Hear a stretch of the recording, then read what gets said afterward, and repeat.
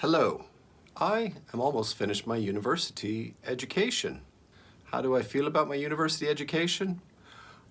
I guess I'm gonna have to keep that to myself until I've graduated and I've got a firm grip on my diploma in my hands before I speak freely and candidly. Today, let us do a little university book roundup. I'm doing 5 classes this semester because, well, that's the maximum. You're only allowed to take 5 classes, and it really is a lot. It is like 5 classes is a very heavy workload for a semester, and I'm a little bit nervous about it, but I think it will be okay. In some way, I will manage it. Let us begin with the creative writing class. This semester, I'm taking 4 English classes and 1 creative writing class. Let's start with the creative writing because that's where I want to start.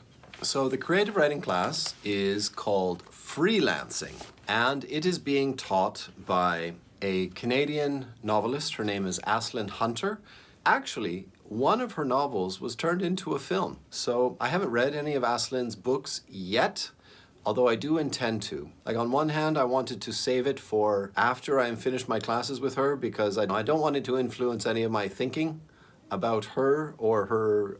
I just don't want my ideas of her novel to be intruding into this class. Does that make sense? I don't know. Maybe it does. Anyway, she is a very talented and celebrated Canadian writer, and we are lucky to have her as a teacher. She's teaching this freelance class. The only reading we have are this Canadian magazine called The Walrus. None of my American viewers are going to know what that is, but it's some Canadian thing. And another Canadian thing called Geist. We have to read the whole magazines, which is not a problem. It's very easy, and there's a lot of poetry, and there's a lot of excerpts from very modern Canadian literature, which I hate. One of the assignments in the class is to create an article that we think would be suitable for Geist, which I'm a little bit worried about because I don't see how that can be fairly assessed by a teacher. Like, she can say, oh, I think that's something that would be suitable for Geist, or I don't think that would be something that's suitable for Geist. And if we complain that we get a low grade, it's so arbitrary, this judgment based on, oh, I think yes, or I think no. I'm quite worried about that because, let's say I'm not happy with my grade. How do I go to her and say, well, no, I don't think, and she says, well, I just don't think it's suitable for this magazine that I told you to, the assessment for that one, it really worries me, and I'm already anticipating a conflict. That's creative writing.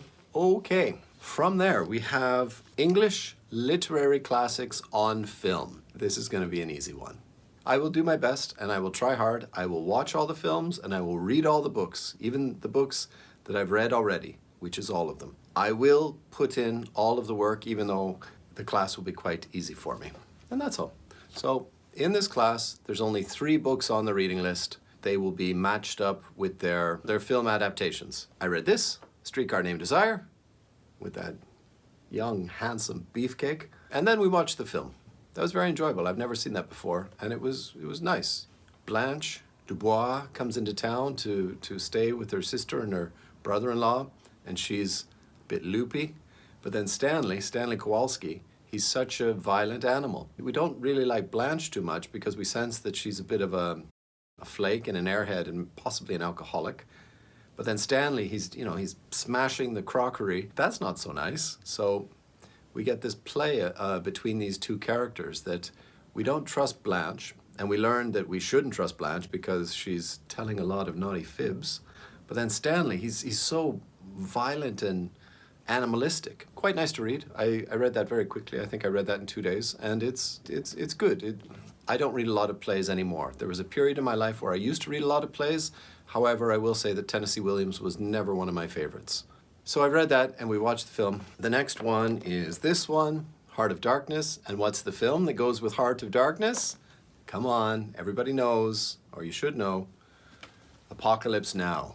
I've seen Apocalypse Now so many times. When I was living in Budapest, they came out with this Apocalypse Now Redux with the added extra scenes so that it's even longer.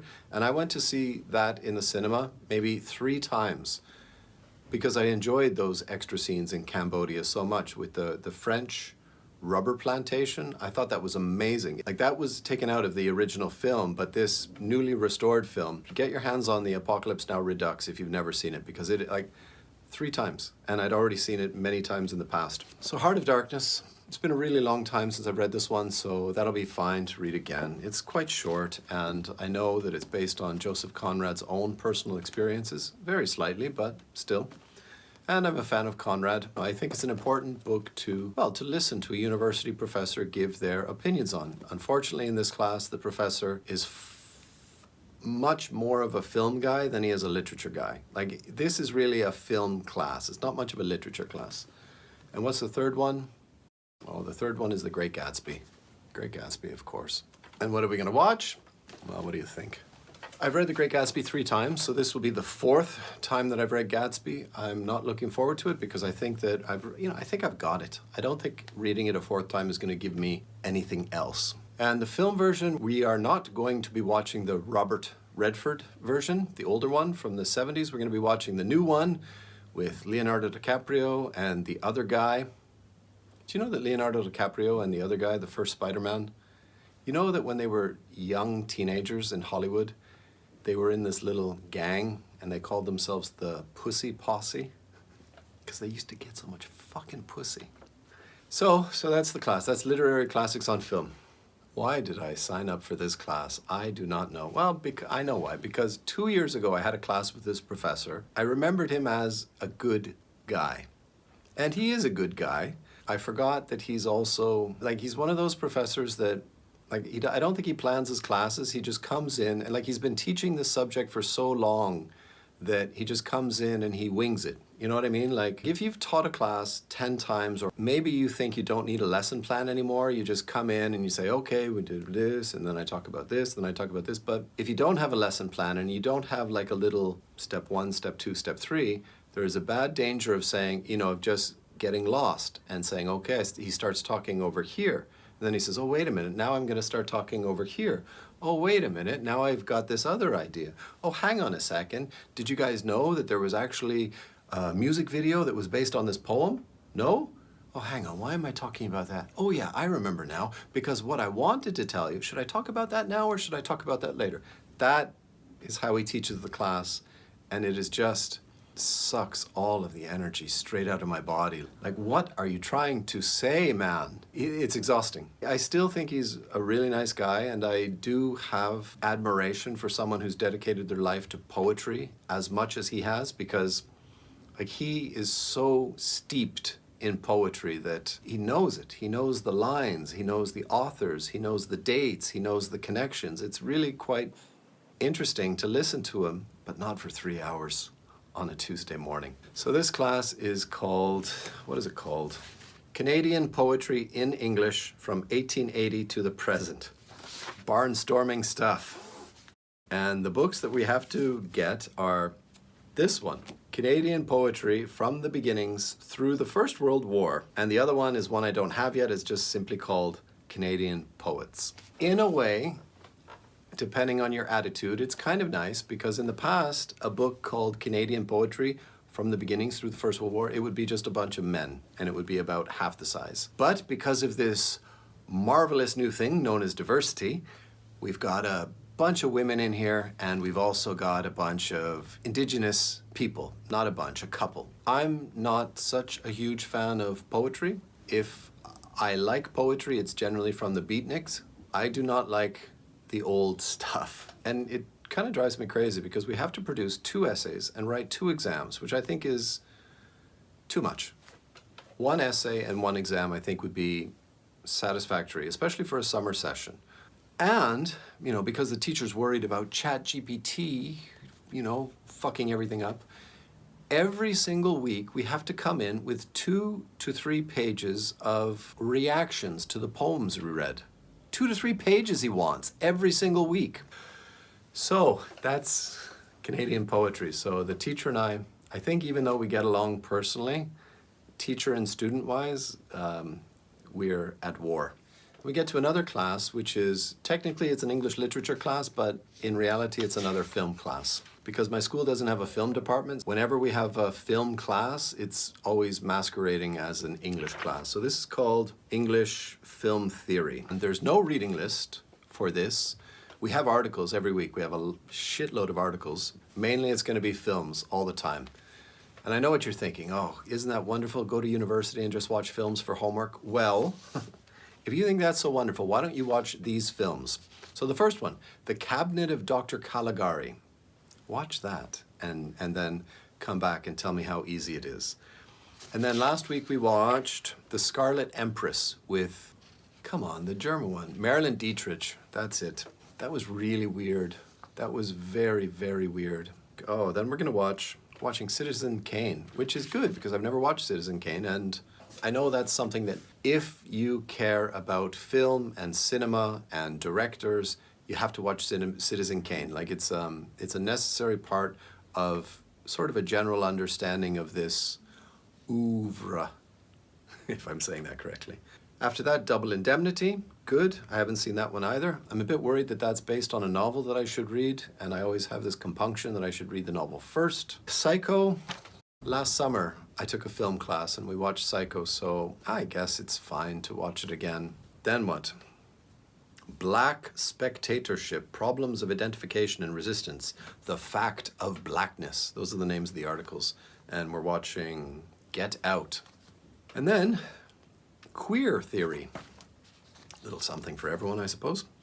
The Coming Out of Queer Theory. That's the name of the article. Guest speaker. Wouldn't you like to be a guest speaker on the week known as Coming Out of Queer Theory? Here we go. Here we've got our Queer Theory guest speaker.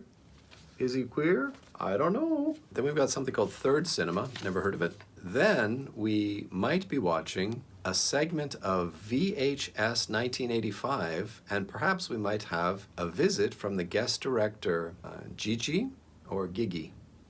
Gigi, Saul Guerrero. Oh, and then maybe Bandersnatch, which I guess was a Black Mirror episode. So that's film theory. The teacher's very good, she's very knowledgeable, and she loves horror films. She really loves horror films. What did she do? Last week she showed us a clip of Game of Thrones, and she was very happy to show us a clip from Game of Thrones. She's obviously a huge fan. That's nice. I like it when teachers still have some of that joy. You could see the joy that they still have in what they are teaching. And that brings us to the final class. I really had a lot of high hopes for this one. Postmodern American Literature. So the teacher has put together this anthology, which is a lot of short stories or excerpts. All right, let me tell you what we're reading, and then I'll make comments afterwards. So the novels we are reading Slaughterhouse-Five, all right? We are reading The Crying of Lot 49, and also we are reading the first book in the New York trilogy. I don't know what the name of the first book of the New York trilogy is, and I don't know why he keeps referring to it as the New York trilogy when we're only reading that first book. And then we are reading these short stories and excerpts. Octavia Butler, Speech Sounds, read that last week. It was okay. Philip K. Dick, We Can Remember It For You Wholesale. Famously, it is the short story that Total Recall was based on. Joseph Heller, Chapter 9 of Catch-22, Major, Major, Major, Major. Ursula Le Guin, The Ones Who Walk Away from Omelas. Audre Lorde, Zammy, A New Spelling of My Name. Don't know that one. Toni Morrison, a short story, apparently the only short story Toni Morrison ever wrote, called Recitative. That was really a very, very good short story. Ishmael Reed, Mumbo Jumbo, a section from Mumbo Jumbo, pages 3 to 23.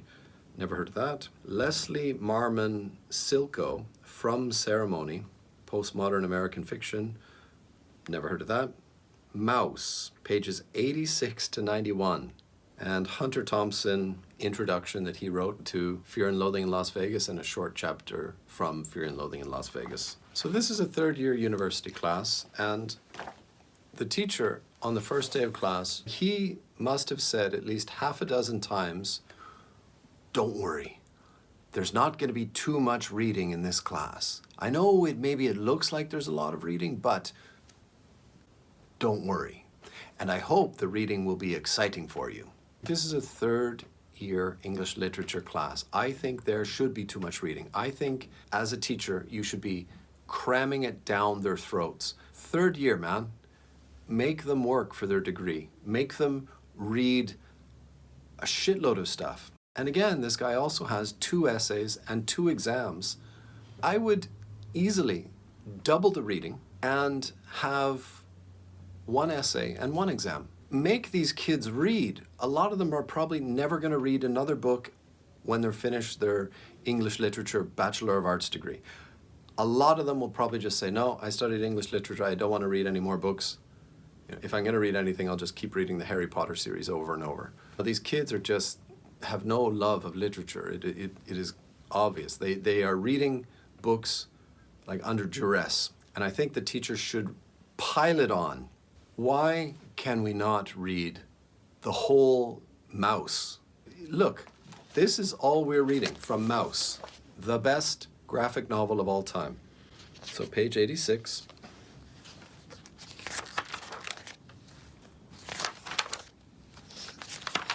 That's all. That's it. That is how much Mouse a lot of these kids will ever read in their lives. What a tragedy that is, that this teacher thinks that that's good enough. Like, what the fuck is the point of that? Like the New York Trilogy by Paul Auster, the whole trilogy, all 3 books together, is not very long. Maybe 3 of them together, maybe it's 400 pages. Maybe that's too much to read in 1 week, but surely 400 pages in 2 weeks is good enough. But no, just the first book, and it really gets me down. Like sometimes these teachers who, like, I don't know why he feels the need to sugarcoat the class, telling the students, don't worry, it won't be too... And then the classes, we come into class and we have 2 presentations. That kills an hour of the class. And then we spend the next 90 minutes finding quotations that we liked from the reading in groups. And then we go around the room and we say which quotations we chose and why we like them and why we think they're good quotations. That's the whole class. This teacher is also worried about ChatGPT ruining the minds of the university students. So his plan is that while we are in class taking notes, finding the quotations we like, his idea is that at the end of the class, we take a photo of our notes with our telephones and then we upload it to the university website in this class, like in a forum. So we all post our ugly handwriting to this forum, and that counts as our participation grade to this class. How stupid is that? And again, because I'm such a goddamn shit disturber, I said, I know what I'll do. I'll take my notes, and then because we're doing Philip K. Dick this week, I'll draw penises all over my notes. So I wrote that. I took a picture of it and I was uploading it to the class forum, and I was thinking, yeah, that's okay, that's fine. And then when I pressed post and I saw this in the forum, I thought, oh God, I'm gonna get kicked out of the school. And I immediately, delete, erase, delete. I don't know, like stupidity provokes me so badly. Like I just feel this overwhelming desire to react to stupidity. If you're worried about ChatGPT, figure something out. There must be a way to figure out who has read the literature that week. Just give a little quiz. Like every class, have like a 5-question quiz, 10 multiple choice questions. Okay, do that, takes 20 minutes. Probably at the end of the semester, you're going to know who has read the stuff and who hasn't. Anyway, I'm happy I deleted that. But I did, I posted it for like 5 seconds, and then I realized I was just shooting myself in the foot again.